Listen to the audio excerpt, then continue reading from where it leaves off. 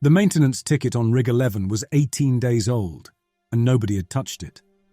I found it near the bottom of the deferred queue during a slow patch between sessions, sandwiched between a coolant sensor replacement on Rig 4 and a calibration note on Rig 20 that someone had flagged and forgotten. One-line entry from the night operator, a guy named Pacheco who I'd met maybe twice. Cycle governor. Unexpected restart. Vitals nominal. Deferred for day review. 18 days. I scrolled past it, then scrolled back. The cycle governor is the part of the rig that knows when a session is done. It tracks the inmate's sentence, say, 40 subjective years compressed into 4 real-time minutes, and when the clock hits 0, it initiates the shutdown sequence. The environment dissolves. The inmate wakes up. An unexpected restart meant the governor had cycled the session back to the beginning instead of closing it. A hiccup. The kind of thing you'd expect to self-correct in a few seconds. But the ticket was 18 days old, and Rig 11 was still drawing power. I leaned back in my chair and looked down the compression wing. 24 rigs arranged in alcoves along both walls, each one a polymer pod with a reclining cradle and a ceiling-mounted neural interface array that looked like the offspring of an MRI machine and a dentist's headpiece. Most of them were dark. We'd processed 6 inmates that morning and the schedule was clear until 1400. My coffee had gone cold an hour ago. I drank it anyway. Briarfield's vending machine coffee tastes the same at any temperature, which is to say barely at all, and scrolled through the rest of the queue with the half-attention of a man running out the clock on a slow afternoon. The wing had that mid-afternoon stillness. Climate control pushing air through the vents. Standby indicators on the empty rigs glowing a soft, bored green. Rig 11 was the second to last on the left wall. From my monitoring station, I could see its status light. Not green. Amber. Blinking. I'd been looking at that blinking amber for 18 days, I realized. Every shift. It had been there in my peripheral vision every time I walked the wing, every time I prepped an inmate, every time I ran a standard session and wheeled the gurney to recovery afterward. I just hadn't registered it. Amber means advisory, something logged for attention when someone has time, flagged but outside the urgent queue. A little blinking reminder that something needs a once-over. I got up and walked down the wing. This is what I do for a living. I'm a corrections simulation operator at the Briarfield Federal Cognitive Sentencing Facility, which is a converted federal prison in eastern Ohio that the government retrofitted 7 years ago when they rolled out the ACS program, Accelerated Cognitive Sentencing. The short version: instead of locking an inmate in a physical cell for decades, we put him in a rig, sedate him, interface his brain with a neural compression system, and run a simulated life, complete with consequences, community, struggle, the whole rehabilitative package, at a ratio of 10 subjective years per real-time minute. A 50-year sentence takes 5 minutes. The inmate experiences every day of it. He lives through the whole stretch, remembers all of it, and wakes up in the same body he went under in. Older in the head, not a day older anywhere else. The morning's last session had been a kid named Rivera, 23, sentenced to 20 subjective years for armed robbery, 2 real-time minutes in the rig. He went intense, wrists straining against the padded restraints even though the sedative was already pulling him under. I fitted the headpiece, ran the interface checklist, and thumbed the start key. The console timer began counting. 2 minutes. I used the time to update the session log and initial the sedation record. The same way I always do. The same way every operator on every shift does. Busy work to fill the gap while inside the rig, a man is living through 2 decades of consequences for a gas station holdup in Akron. The rig chimed. The headpiece retracted. Rivera opened his eyes. He looked like a man surfacing from a 20-year coma. Not the kid who'd gone in. Somebody older behind the same young face. He was crying before the restraints released. I unstrapped him, helped him onto the gurney, and wheeled him down the corridor to the recovery ward. Standard procedure. He grabbed my wrist as we passed through the double doors, gripping hard, trying to say something, but the words came out fractured. They usually do. 20 years of memory trying to organize itself inside a brain that was unconscious 2 minutes ago. I peeled his fingers off, told him the recovery staff would take care of him, and walked back to the wing. That's the job. They do the time. We do the clock. I'd said that to 3 different new hires over the years, and I'd meant it every time. It's the only way the work stays manageable. You don't think about what 50 years alone in a simulated life feels like. You monitor the vitals, you run the session, you verify the shutdown, you prep the rig for the next one. Production line with bio readouts. I reached Rig 11's alcove and checked the physical console mounted on the wall beside the pod. The pod was occupied. Through the tinted polymer shell, I could see the shape of a man inside.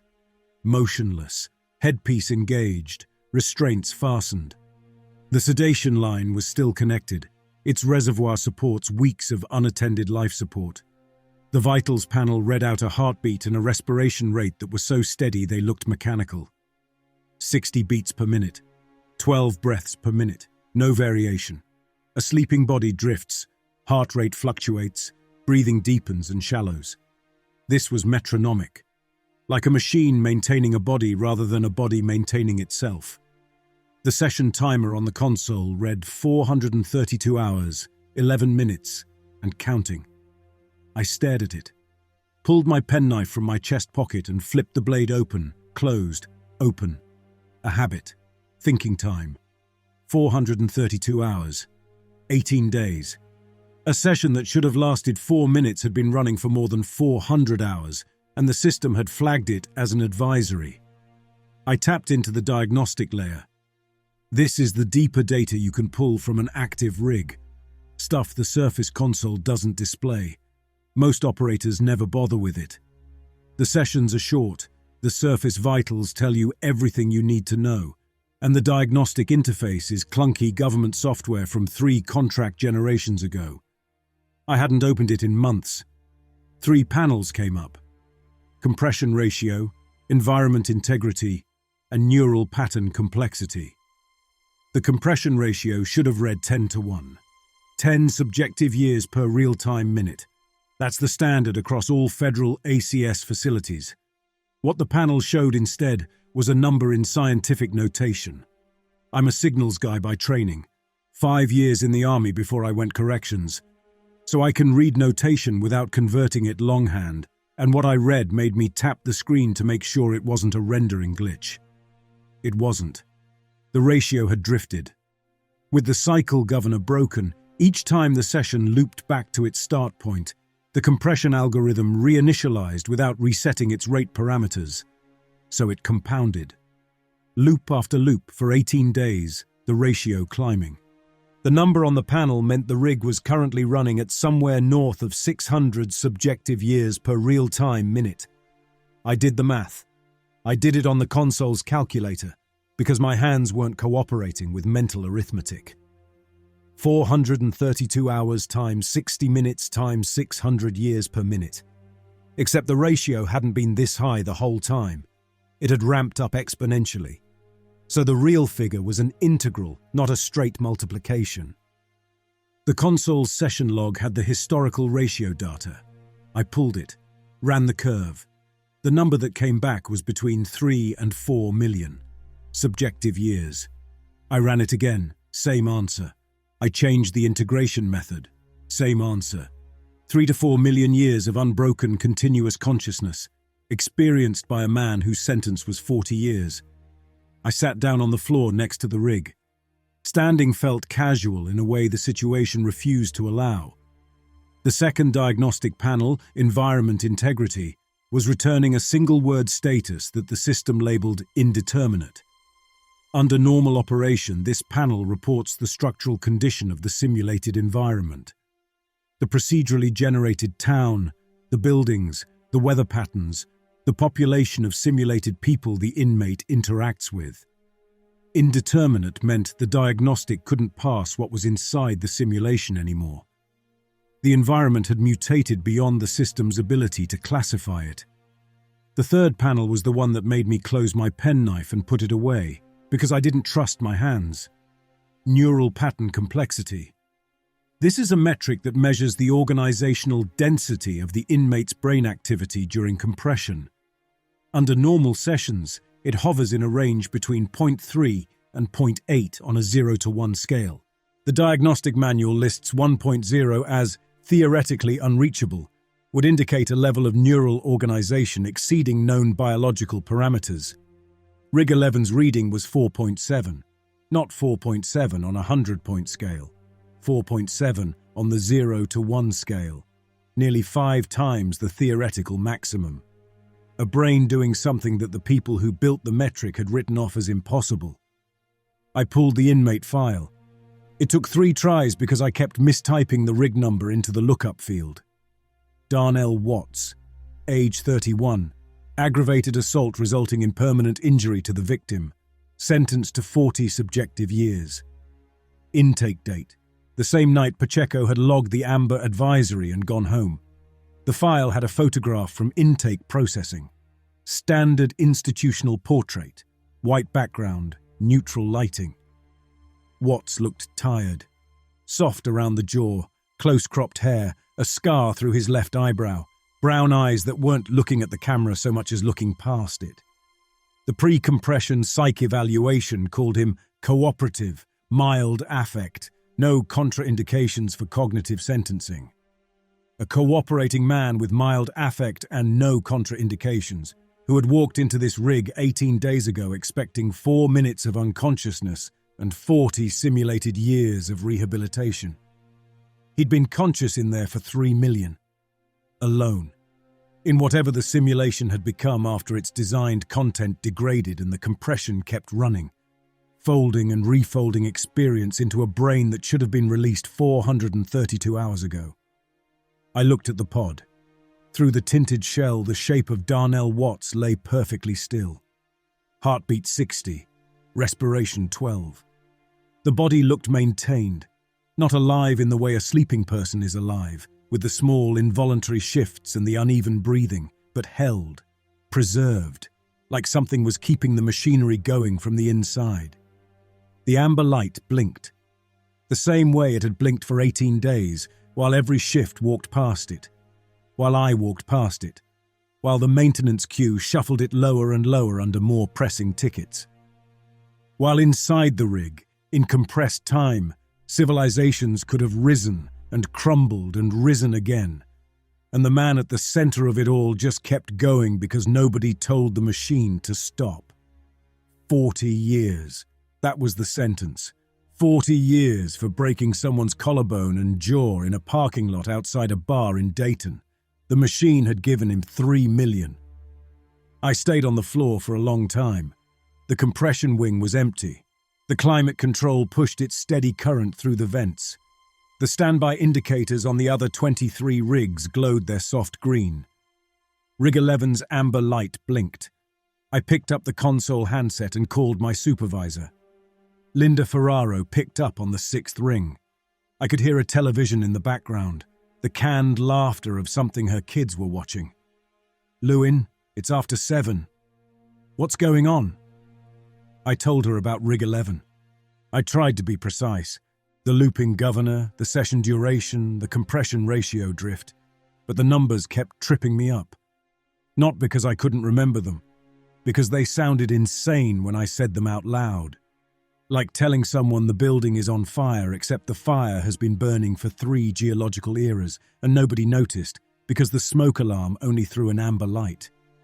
Ferraro was quiet for a few seconds after I finished. "And the vitals are stable?" "Rock stable, too stable. 60/12, no fluctuation." "Okay." A long breath on her end. "Log it as a critical advisory. I'll get Toby Baxter on the phone first thing in the morning and have their field team come out. Don't touch the rig." Toby Baxter built the rigs. Their contracted engineering team handled anything beyond routine maintenance. Response time was usually 48 to 72 hours. "Linda, this man has been in there for 3 million years. You said estimated. The estimate has a margin of error of maybe 10% either way. Call it 2.7 million on the low end. That's still... I understand the number, Garrett. The television volume dropped. She'd walked into another room. What do you want me to do with it right now? I can't authorize an extraction without medical on site, and I'm not pulling someone out of a 400-hour session with a kill switch. You know what hard abort does to a brain after a normal 4-minute run? After this? She was right. I knew she was right. The kill switch severs the neural interface without tapering the compression. On a standard session, it carries a 15% risk of permanent cognitive damage. On a session this long, at this compression ratio, pulling the plug would be like unplugging a city's power grid by detonating the transformer. Whatever was in Darnell Watts's brain, however it was organized, whatever the 4.7 complexity reading meant, it would shatter. I'm going to stay tonight. Monitor it. Another pause. You're off the clock in 20 minutes. I know. Fine. Stay. Don't touch the rig. I'll have Ray Cortez in by 0600 with the med kit. We'll figure out an extraction protocol in the morning. She hung up. I set the handset back in its cradle and sat in the operator chair at my monitoring station, looking down the length of the wing at Rig 11's amber blink. The facility emptied out around me.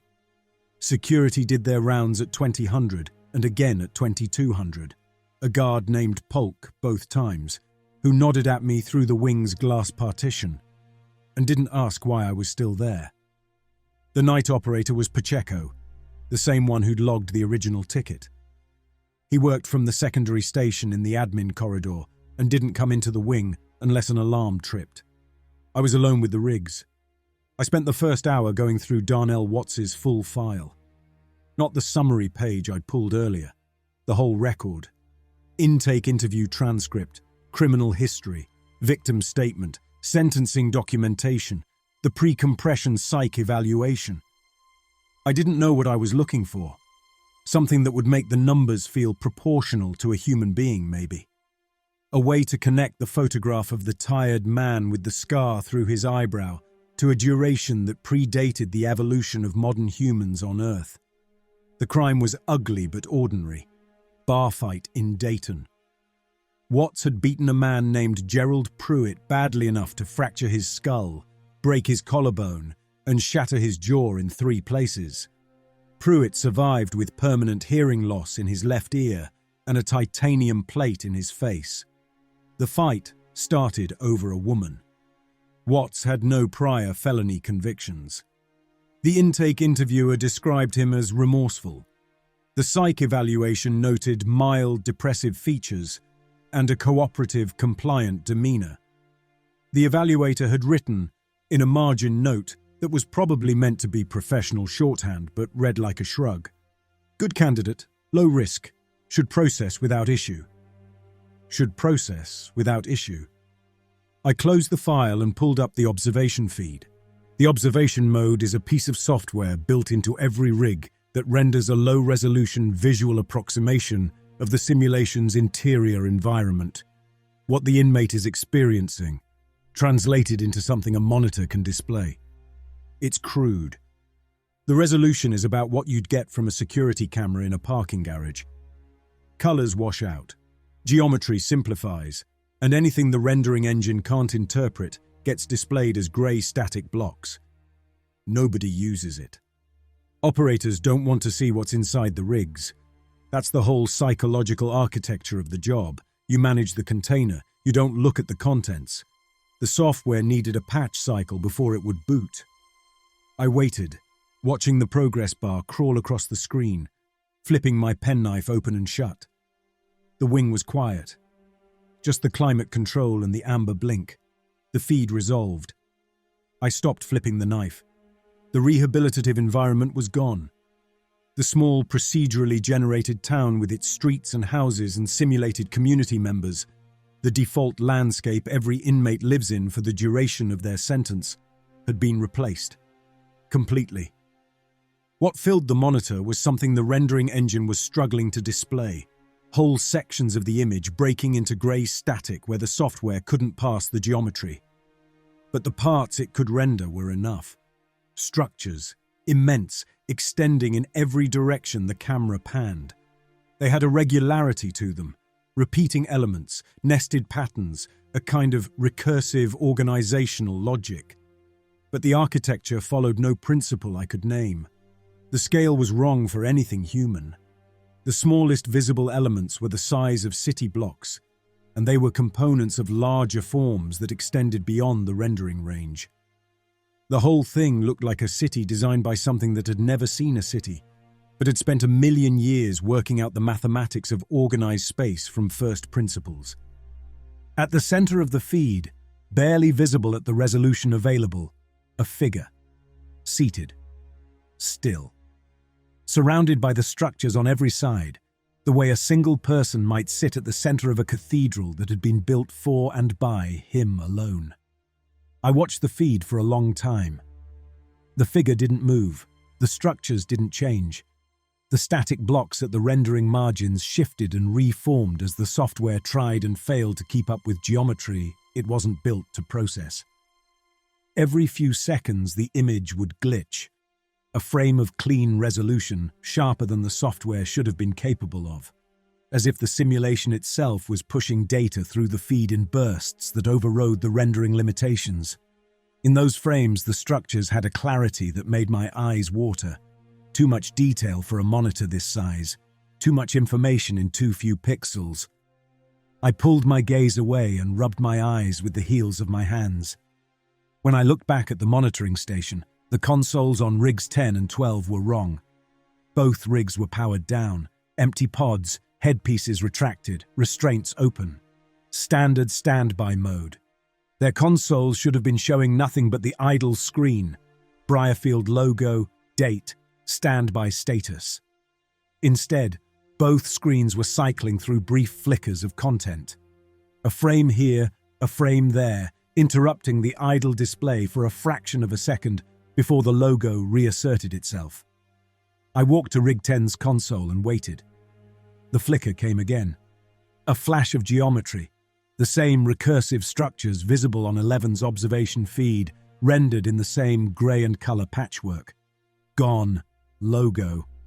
Then, a few seconds later, on 12's console across the aisle, another flash. This one held for almost a full second. A section of the structures closer than anything the observation feed had shown, with a level of detail that made the rendering on 11's monitor look like a rough sketch.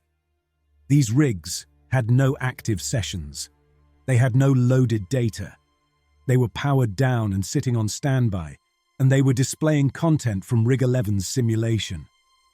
I pulled the network logs on both consoles. The records showed no crosstalk pathway, no data bridge, no shared memory access. According to the system, Rigs 10 and 12 had received no input of any kind since their last sessions were cleared 3 days ago. Whatever was putting images on their screens wasn't traveling through any channel the network knew how to describe. I sat back down at my station. The observation feed from 11 was still running, the figure still motionless at the center of its vast, impossible construction. The neighboring consoles still flickered at irregular intervals, ghosts of a signal that had no legitimate source. This was the moment I stopped thinking about maintenance tickets and extraction protocols. The word that formed in my head was breach. Something inside Rig 11 was reaching outside of Rig 11. The diagnostic suite includes a tool I'd never used. Two-way communication channel, an emergency operator-inmate link built into every rig for situations where a session goes wrong, and the operator needs to talk the inmate through a stabilization procedure.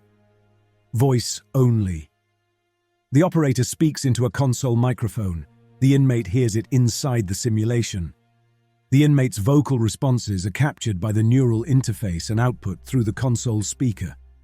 In 4 years at Briarfield, I'd never opened one. None of the operators I knew had either.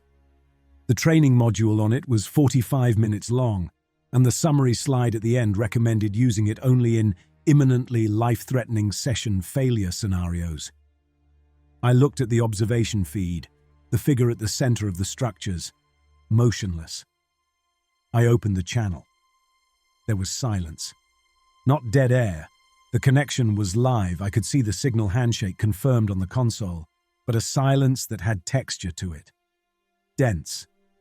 Full. Like a room that's quiet because someone in it is choosing whether to speak. "This is Garrett Lewin, Corrections Simulation Operator, Briarfield Federal Facility." My voice sounded thin in the empty wing. "I'm speaking to the occupant of Rig 11. Can you hear me?" The silence held for 3 seconds. 4. 5. Then a voice came through the console speaker. It was calm, unhurried. The timbre was human, male, mid-range, carrying traces of an accent I recognized from the intake recording as Watts's mild southwestern Ohio cadence. But the pacing was different. Each word was placed with a precision that made normal speech sound careless by comparison. Like a man who had spent so long alone with language that he'd taken it apart and rebuilt it into something more deliberate. "I can hear you, Garrett." My name. Not operator. Not sir. My name spoken with a familiarity that hadn't been earned by anything I'd said. "Do you know where you are?" "Rig 11. Briarfield Federal Cognitive Sentencing Facility, Eastern Ohio. The building used to be FCI Briarfield before the conversion. Block C, compression wing, second to last alcove on the left wall. The ambient temperature in the wing is 68 degrees.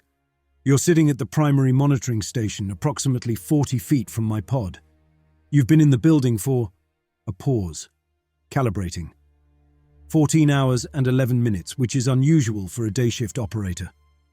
I didn't answer immediately. The detail about the ambient temperature could have been pulled from the rig's environmental sensors. The rest of it couldn't. The rig's internal systems don't have access to facility layout data, operator schedules, or real-time occupancy information.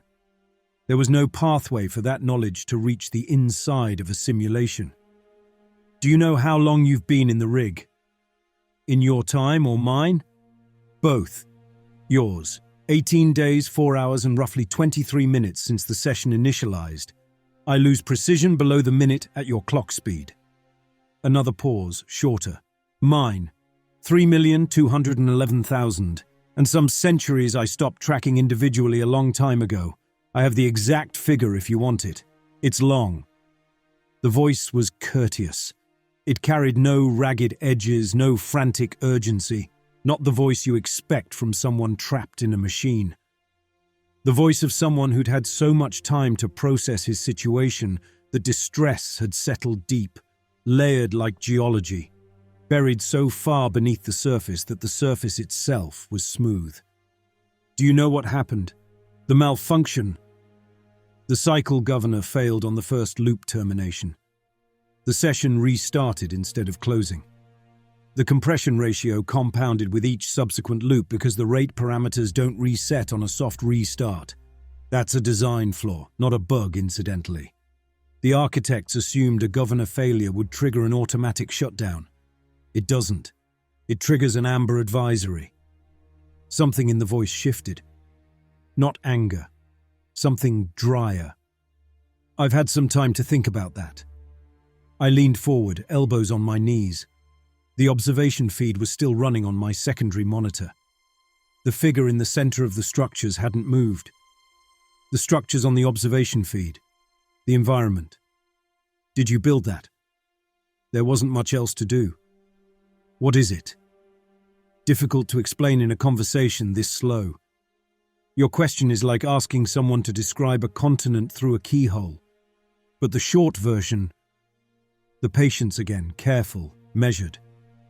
The rehabilitative environment degraded within the first few hundred loops. The town, the people, the narrative structure. It all fell apart as the compression outpaced the content generator's ability to maintain coherence. After that, I was in a white void, featureless. No landmarks of space or time. Just my own awareness sitting in a blank field.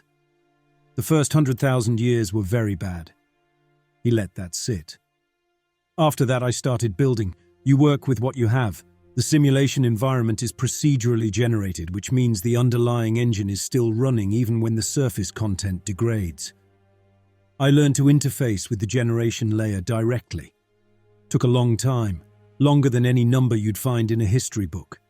But time was the one thing I had in surplus. The neural complexity reading on your diagnostic panel is 4.7. The theoretical maximum is 1. Your theoretical maximum is based on models of a human brain operating under normal temporal conditions. I haven't been under normal temporal conditions for a while. A pause. The reading is accurate. Probably conservative, actually. Your instruments aren't built to measure what I've become. The consoles on rigs 10 and 12 flickered again. I glanced at them. When I looked back at the observation feed, the figure had changed position. Slightly. A turn of the head, toward the observation camera, toward the feed, toward me on the other end of it. A small adjustment that covered 40 feet of simulated distance in the time it took me to shift my eyes. The neighboring rigs, I started. I know. Rigs 10 and 12, yes, that's me. The containment architecture on these pods wasn't designed for a neural pattern at this complexity. The boundaries are porous at my current density. I'm not tearing through them. I'm seeping through them. The way water finds cracks in concrete. How much are you leaking? At the moment, just noise, images, fragments of the environment I've built. I can push a little data through the shared hardware substrate, the facility's local network, the power conditioning bus, the sensor grid. It's not precise, more like breathing against a window and writing in the fog. I became aware of my own breathing, the wing around me, the 23 dark rigs, the amber blink of 11. This conversation, an operator sitting at a monitoring console, talking into a microphone, and on the other end of the line, something that had built a world inside a broken machine over the course of 3 million years. Something that knew the ambient temperature of the room it couldn't see, that could push signal through hardware boundaries, that spoke with the patience of deep time. You haven't asked me to get you out. No. Why? The silence that followed was the longest one yet. Not hesitant, considered. The silence of someone choosing how much to say to someone who could only understand a fraction of it. Because out is a complicated concept at this point, Garrett. My neural architecture has been operating at a complexity level that your body's brain could not sustain for more than a few seconds. The brain in that pod, my brain. It's been modified by the compression process far beyond its original biological parameters. The interface is maintaining it. If you disconnect me, the pattern collapses. If you decompress me gradually, the pattern has to shed most of itself to fit back into baseline human cognition. Either way, what comes out of that rig will not be what's in it now. So you're trapped. I'm describing the constraints. What I do with them is a different question, and one I've had a long time to work on. I sat with that. The observation feed showed the structures extending to the rendering horizon. The figure was still oriented toward the camera, toward me. I need to ask you something, he continued. You have a son. My hand stopped halfway to the penknife in my chest pocket. His name is Marcus. He's 12. He lives with your ex-wife in Columbus. You see him on alternating weekends when the schedule allows, which it usually doesn't. You were thinking about him 43 minutes ago while you were reading my intake file. Not a directed thought, just a peripheral association. You saw my age and thought about how young 31 is. And that connected to Marcus because you worry about him making the kind of decisions that land someone in a rig. The words came through the speaker with the same measured calm. No menace, no leverage. He was showing me something the way you'd show a child a card trick. Watch closely. Here's what I can do. How do you know that? The shallow data on the facility network gave me your name, your shift records, your personnel file. The rest, Marcus, the worry, the association while you read my file, that came from your presence in the building. You've been here 14 hours. Neural activity radiates. Not much. Below any threshold your instruments would detect. But I've had 3 million years to learn how to listen to very faint signals, Garrett. You've been the loudest thing in this building since 8 o'clock this morning. I closed the channel. Reached over and hit the disconnect with a motion that was too fast, too hard, The console rocked on its mount. The speaker went dead. The wing was silent again. I sat in the chair and stared at the dark speaker grill. My hands were flat on my thighs. The observation feed was still running. The figure at the center of the structures had returned to its original position. Seated. Still. The consoles on rigs 10 and 12 flickered once more. A brief frame of recursive geometry, and then went back to the idle screen. The amber light on rig 11 blinked. He'd been listening to me. Not through the communication channel, not through any system I could identify on the network, through the walls of the rig, through the building's infrastructure, through whatever faint electromagnetic residue a living brain sheds into its environment. He'd been listening the way a man with 1,000,000 years of practice listens. The way you listen when you have nothing else and all the time there is. He knew about Marcus. I pulled my phone from my pocket, opened it, and looked at the last photo Marcus had sent me. A selfie from the school cafeteria, grinning, a carton of chocolate milk raised like a toast. 2 weeks old. I'd replied with a thumbs-up emoji and a promise to call that weekend. I hadn't called. I put the phone away and looked at rig 11. The pod, the blinking light, the motionless body inside the tinted shell, and somewhere beneath that, beneath the polymer, beneath the neural interface, beneath the hardware and the code, something old and vast folded into the skull of a 31-year-old man from Dayton, Ohio. Something that wasn't asking for rescue, something that had described its own containment as a constraint it had been working on. The consoles on 10 and 12 were dark now, idle screens, Briarfield logo, as if nothing had happened. I picked up the handset and called Ferraro again. This time I didn't try to explain the math. I told Ferraro the inmate was in medical danger. The rig was exhibiting behavior outside of spec, and I needed authorization to begin a staged extraction at first light with medical support on site. She started to push back. Toby Baxter, liability protocol, and I cut her off. Linda, if this man dies in the rig, it's on us. 18 days of a logged critical anomaly that we let ride because the vitals looked clean. That's not an engineering failure. That's negligence. Ours. She authorized the extraction. Ray Cortez, the day shift medical tech, would be on site at 0600. She'd handle the paperwork. Her voice was clipped when she hung up.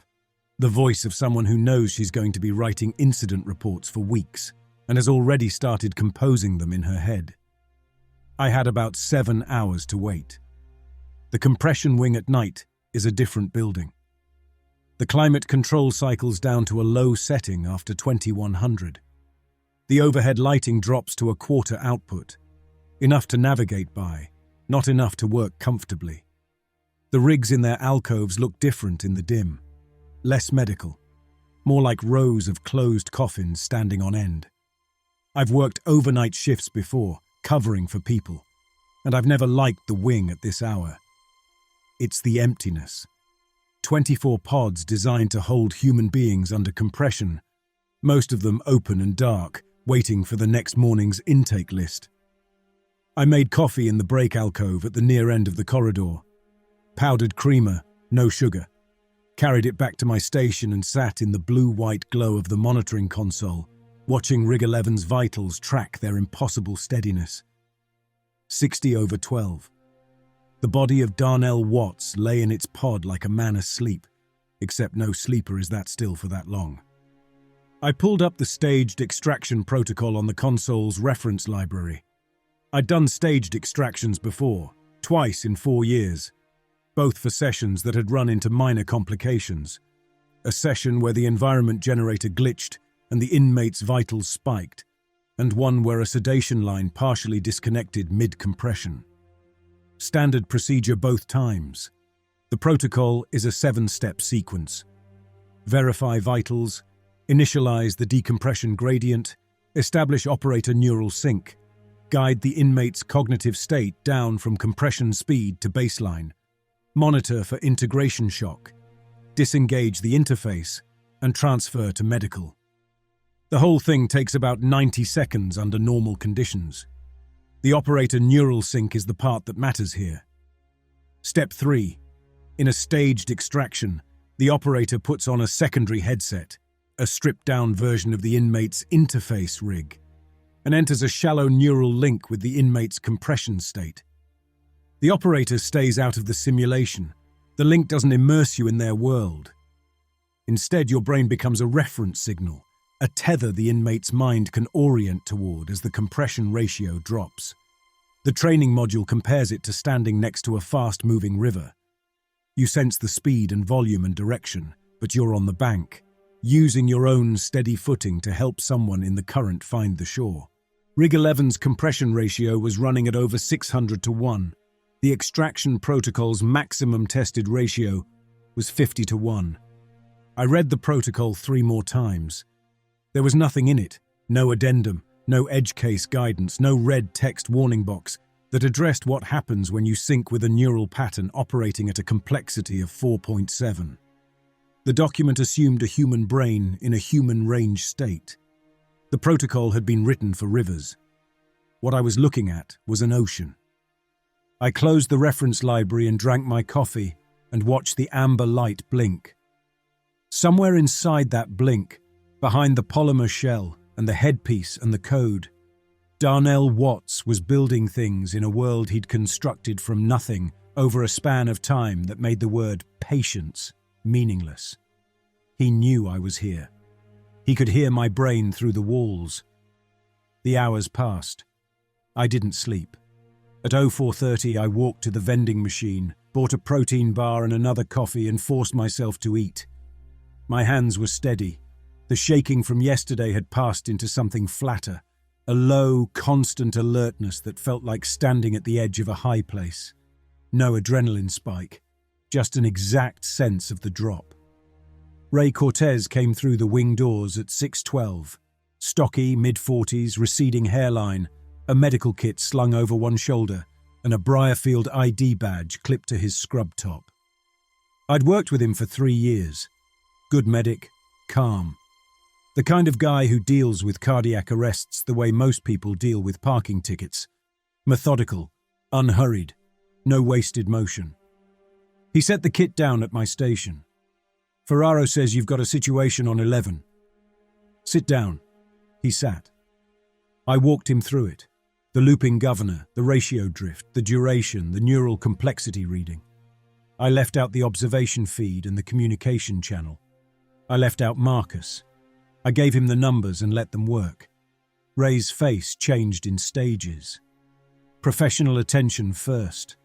The look of a medic hearing a clinical briefing. Then the frown as the numbers stopped making sense.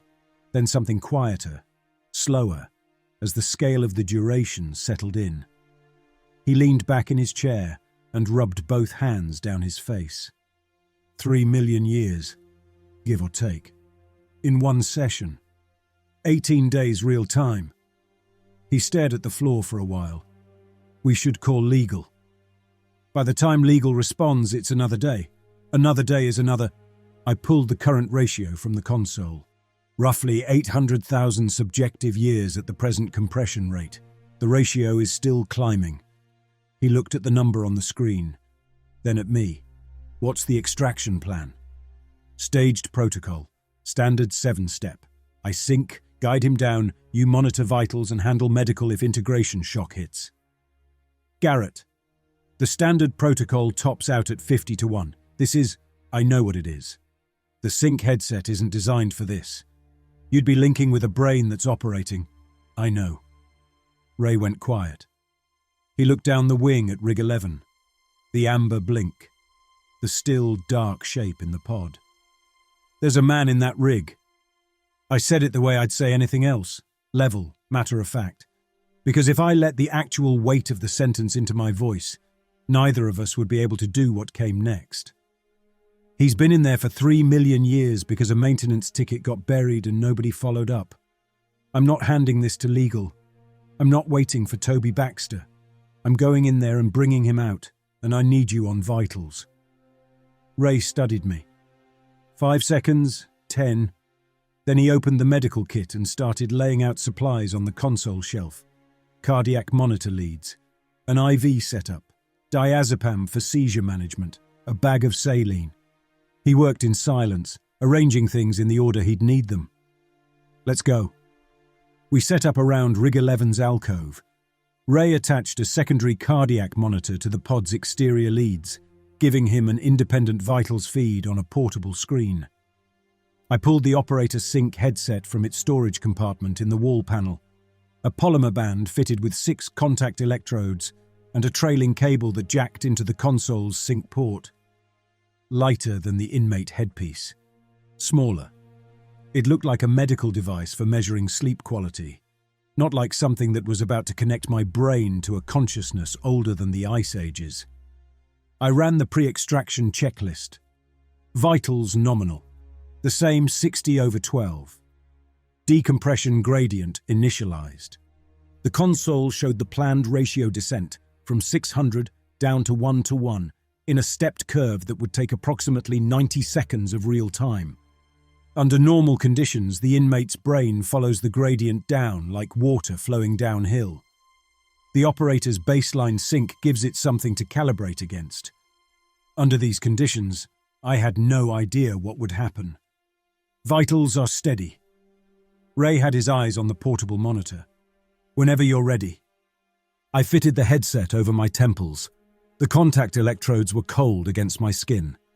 I pressed them until the indicator lights on each one turned green, confirming signal acquisition. The console displayed a prompt. Initiate operator sync. I pressed yes. The connection was instantaneous. The training module had described it as a mild, proprioceptive awareness, a sense of standing near a river. What hit me was nothing like that. The closest comparison I can make, and I've had weeks to think about this, and it's still not right, is that someone removed the walls of my skull, and suddenly my awareness extended outward in every direction, past the edges of my body, past the alcove, past the wing, into a space that kept opening and did not stop. I was still in the chair. I could still feel the headset electrodes on my temples, the console edge under my left hand, the floor under my boots. Ray was speaking. Numbers, vitals, the same steady medic cadence, and I could hear him. But layered over all of it, around all of it, was something else. An architecture. Immense. The structures from the observation feed, except now they weren't crude, low-resolution shapes on a monitor. They were detailed beyond anything I can convey in words, each element branching into sub-elements, branching into finer structures, branching into patterns so dense and so organized that looking at any single piece was like looking into the cross-section of a tree and seeing every year of growth simultaneously. He'd built this. All of it. Over 3 million years of solitude, with nothing but the raw computational substrate of a broken simulation and a brain that had been pushed past every boundary the engineers who designed it had imagined. A cathedral, a library, a world, an argument against emptiness constructed by a man who had been given nothing but emptiness and refused to stay in it. And at the center of it, the attention. It turned toward me the way a searchlight turns, gradual, thorough, a focus refined over a span of time I couldn't hold in my mind without the number sliding away from me like something too large to grip. He saw me, all of me, the way you see a single sentence on an otherwise blank page, completely, every word.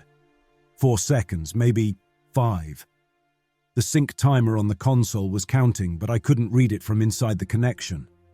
The decompression gradient engaged. The console began pulling the compression ratio down in stepped decrements. I could feel it, the space around me contracting, the vast architecture shuddering, and from the center of it, from him, a response that didn't feel like resistance at all. It felt like release. He let go. The way you'd open your hand to drop something you'd been holding for so long, the muscles had fused around it. Layer by layer, structure by structure, the immense interior he'd built began to thin, to simplify, to fold inward. And as it folded, the edges of it brushed past me, raw impressions, the weight of deep time, a loneliness so old and so thoroughly inhabited that it had become its own geography, Valleys, ridges, basins of silence where nothing had moved for 100,000 years. And woven through all of it, faint but still present after everything, a thread of something that I can only call the memory of being a person. Small, fragile, carried forward through 3 million years of solitude like a pebble in a current, worn smooth, never lost. He was choosing this. The descent, the shedding, the loss of everything he'd built. He was letting the gradient pull him down because I'd told him I was bringing him out, and he'd decided to cooperate. But the cooperation had a quality to it that I couldn't name in the moment, a precision, an intentionality, as if the act of letting go was itself something he'd been preparing for a very long time. The compression ratio dropped. The architecture thinned. The attention at the center dimmed, not fading, contracting, compressing itself voluntarily into a smaller and smaller space. I could feel the loss as it happened. Centuries of work dissolving. Structures that had taken longer to build than human civilization had existed, unmade in seconds because the gradient demanded it, and the mind at the center had chosen not to fight. Then something passed through me, brief, targeted, a packet of something beyond language or imagery, a deposit, like someone pressing a coin into your hand as they pass you in a crowd. It landed somewhere behind my sternum, a small, dense weight that wasn't physical but registered as physical, and then the sync connection narrowed sharply and the vast interior was gone, and I was back in the chair in the alcove with the headset on my temples and Ray's voice saying my name. Garrett, talk to me. I pulled the headset off. My hands were clumsy. The electrodes left red marks on my temples that I could feel but couldn't see. I'm here. Your heart rate spiked to 140 for about 3 seconds. You back? I'm back. The rig was cycling down. The console's compression ratio display was dropping through the final decrements. 10-1, 5-1, 2-1, 1-1. The session timer stopped. After more than 444 hours and however many seconds, Rig 11's cycle governor finally hit its termination state and stayed there. The headpiece retracted from Darnell Watts' skull with a click. I leaned over the pod. His eyes were open. They focused on me, brown eyes, the scar through the left eyebrow, the face from the intake photograph. But behind the face, in the eyes, something else. An expression I've never seen on another human being before or since. Pure recognition. A depth of it that shouldn't have been possible in a pair of biological eyes. He looked at me the way the attention inside the simulation had looked at me, completely, thoroughly, with 3 million years of practice. And then the recognition dimmed and the focus softened and the eyes went flat. The cardiac monitor alarmed. Ray pushed me aside. I stepped back and watched him work.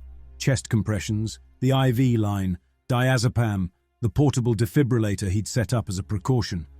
He worked for 8 minutes, calm, methodical, no wasted motion. The body of Darnell Watts did not respond. Ray sat back on his heels, checked the monitor, checked his watch. 6:51. I wrote it down. 6:51 in the morning.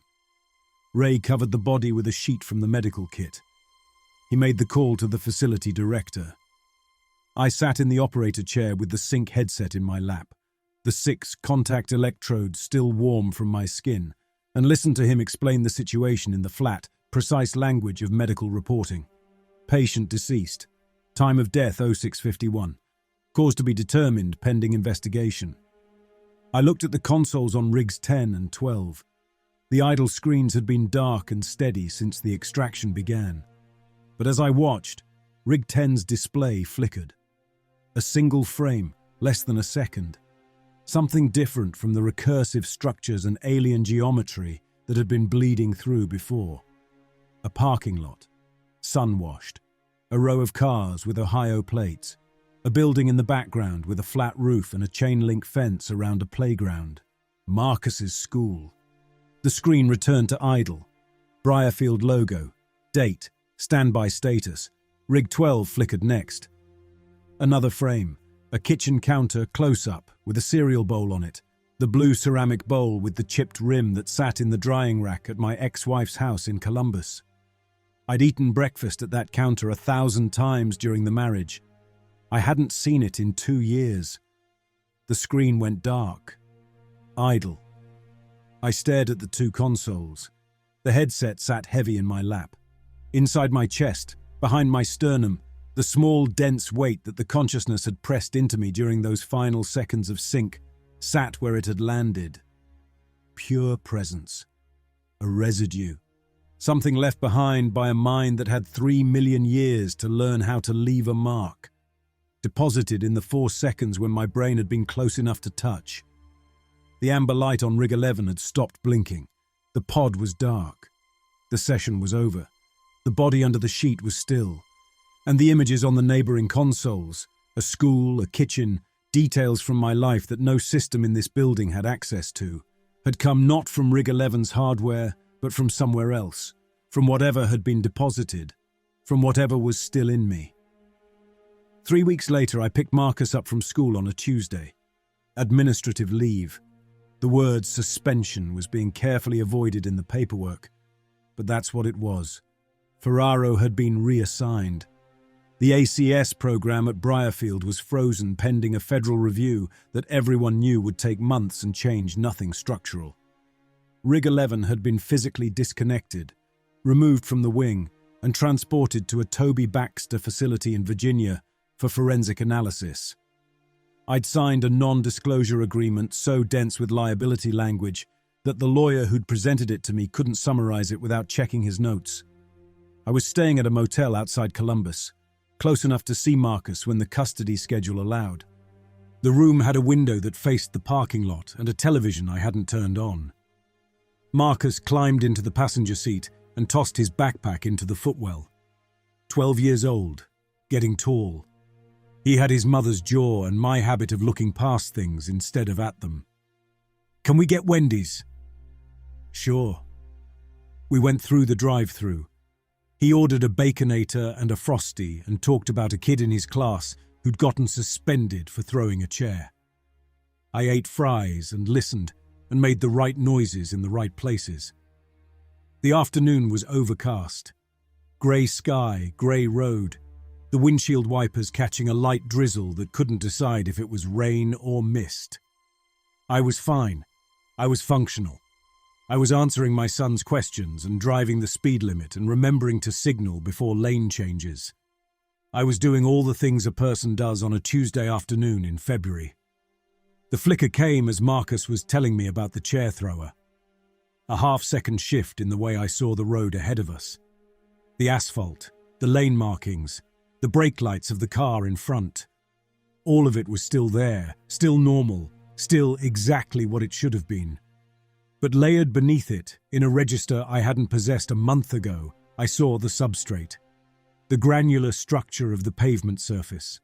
The micro-fractures in the white lane paint, each one branching in patterns that followed stress distribution lines as legible as sentences. The taillights ahead of me broken down not into red light, but into wavelengths, each frequency distinct. Each carrying information about the temperature and electrical current of the filament producing it. Too much detail, too much resolution. Like looking at the world through instruments I hadn't asked for and couldn't calibrate. The flicker passed. The road was a road again. Marcus was still talking. I blinked, gripped the wheel, and said something about the chair thrower that made him laugh. We finished the food in the school parking lot because he didn't want to go home yet. He played a game on his phone. I sat with my hands on the wheel and looked at the school building through the windshield. The flicker came again. Longer this time. 2 seconds. Maybe 3. The building's brick facade opened up in my peripheral vision like a cross-section diagram. I could see, not imagine, see, the mortar joints between the bricks, the calcium silicate crystite formations inside the mortar where moisture had cycled through freeze and thaw for 20 years. The rebar grid in the foundation slab beneath the soil line. the hairline settlement crack running from the northeast corner down to the footing. All of it present, all of it legible, as if someone had spent 1,000,000 years learning how to look at a wall and was now looking through my eyes. Marcus glanced up from his phone. "You okay, Dad?" "Yeah." I started the engine. Just thinking. I drove him home, walked him to the door. His mother waved from the kitchen. I waved back and got in the car and sat in the driveway for a minute with the engine running. The flicker was still there, faint now, a persistent sharpness at the edges of everything I looked at. The steering wheel's polymer grain, the weave of my jacket sleeve, the condensation on the inside of the windshield forming and reforming in patterns that I could almost read. The longest sentence ever served didn't end when Darnell Watts stopped breathing. It just found a new clock,